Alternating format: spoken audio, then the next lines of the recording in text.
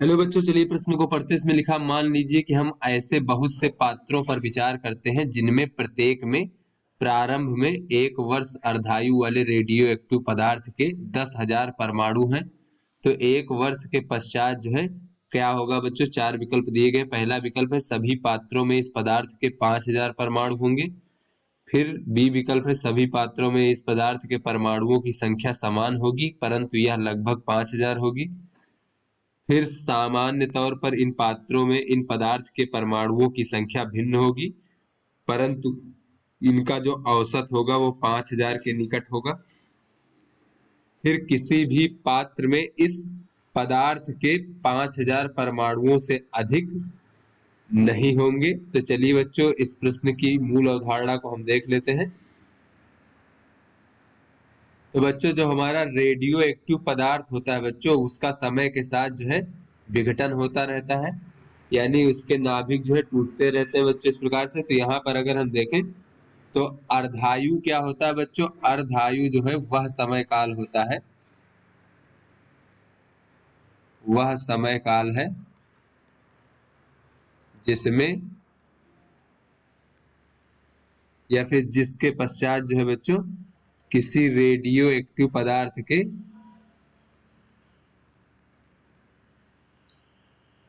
बच्चों, जैसा कि इसके नाम से ही स्पष्ट है, अर्ध आयु, तो वह रेडियो एक्टिव पदार्थ के परमाणुओं की संख्या या फिर पदार्थ का अगर हम द्रव्यमान की बात करें बच्चों, वो आधा रह जाता है। तो परमाणुओं की संख्या आधी रह जाती है, वह समय अंतराल जो है अर्धायु कहलाता है बच्चों।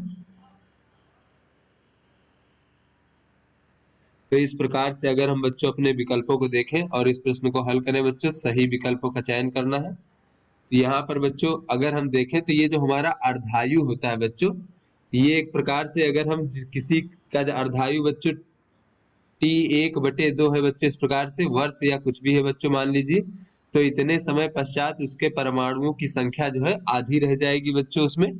किंतु बच्चों यहाँ पर अगर हम देखें तो यह एक प्रकार से बच्चों जैसे कि हमारी प्रायिकता होती है उसकी भांति होता है बच्चों। जैसे कि अगर हम कहें कि एक हम अगर सिक्के को उछालते हैं बच्चों, तो बच्चों सिक्के को उछालने पर उसमें हेड या फिर टेल आने की जो प्रायिकता होती है वो 50-50% होती है, यानी कि आधी आधी प्रायिकता होती है। तो यहाँ पर बच्चों अगर हम देखें तो अगर हम कहें कि जितने बार हम सिक्का उछालेंगे तो उसमें से आधे बार हेड आएगा, आधी बार टेल आएगा।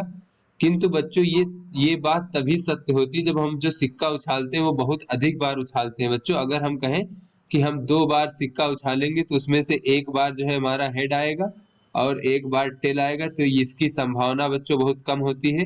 इसमें बच्चों कुछ भी हो सकता है। किंतु बच्चों अगर हम कहें कि हम 2,000 बार या फिर 20,000 बार सिक्का उछाल रहे हैं, तब उस समय इसकी संभावना अधिक होती है कि हमारा अगर मान लीजिए कि हम 20,000 बार उछाल रहे हैं तो 10,000 बार हमारा हेड आ जाए और 10,000 बार टेल आ जाए। तो इस स्थिति में बच्चों इसी प्रकार से हमारा अर्धायु होता है। अगर प्रारंभ में परमाणुओं की संख्या बहुत कम लेंगे बच्चों तो उसमें जो है आधी होगी, इसकी संभावना कम होगा बच्चों अर्धायु के समय के पश्चात।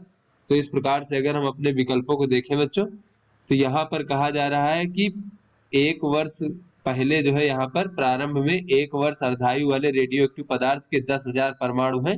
तो 1 वर्ष के पश्चात क्या होगा बच्चों? तो यानी कि 1 वर्ष पश्चात परमाणुओं की संख्या आधी हो जानी चाहिए। किंतु बच्चों यहाँ पर अगर हम देखें तो ए विकल्प कह रहा है कि सभी पात्रों में इस पदार्थ के 5,000 परमाणु होंगे, यानी कि 1 वर्ष में बिल्कुल 5,000 ही परमाणु का क्षय हो, ये बिल्कुल निश्चित नहीं होता बच्चों, कुछ कम ज्यादा हो सकता है। अतः बच्चों ये विकल्प हमारा गलत होगा। फिर बी विकल्प है कि सभी पात्रों में इस पदार्थ के परमाणुओं की संख्या समान होगी परंतु यह लगभग 5,000 होगी। तो बच्चों लगभग 5,000 तो होगी, लेकिन सभी सभी पात्रों में परमाणुओं की संख्या समान होगी, ये बात भी बच्चों गलत है, सभी में अलग अलग हो सकता है।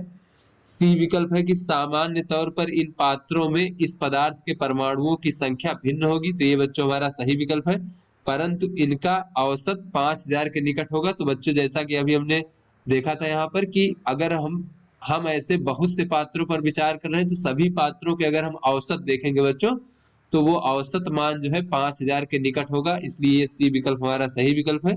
फिर डी विकल्प है कि किसी भी पात्र में इस पदार्थ के 5,000 परमाणुओं से अधिक नहीं होंगे। तो बच्चों 5,000 से कुछ अधिक या 5,000 से कुछ कम भी हो सकते हैं बच्चों। तो अतः डी विकल्प भी हमारा गलत विकल्प है। इस प्रकार से सी विकल्प हमारा सही विकल्प है। तो आशा करते हैं बच्चों ये आपको समझ में आ गया होगा। धन्यवाद।